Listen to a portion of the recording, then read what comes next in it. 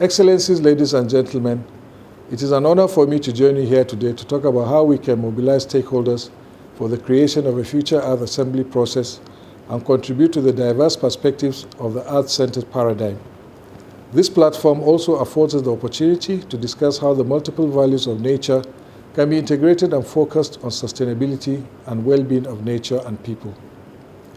We believe that convening a high-level meeting next year in this regard will further reinforce existing multilateral collaboration to effectively contribute to the implementation of the 2030 Agenda for Sustainable Development and to ensure that mankind coexists in harmony with nature. My message today is inspired by the fact that human activities have impacted negatively on planet Earth and have exacerbated its destruction.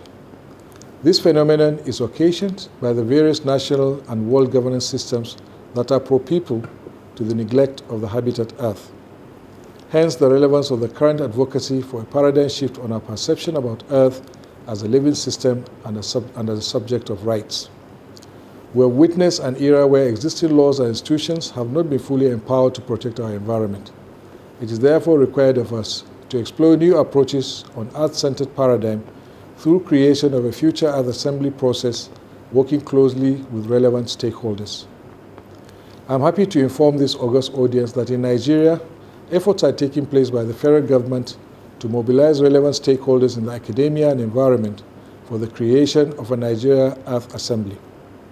We strongly support the convening of a high-level Earth Assembly meeting next 22nd April 2024, as expressed in the UN General Assembly Resolution 77/169. We have initiated mainstreaming rights of nature into our environmental impact assessment processes. The country's environmental impact assessment law makes it mandatory for all project proponents to prepare and submit EIA reports for consideration and approval of government before granting construction and operation permits. This process ensures that the rights of nature and their implementation are sacrosanct.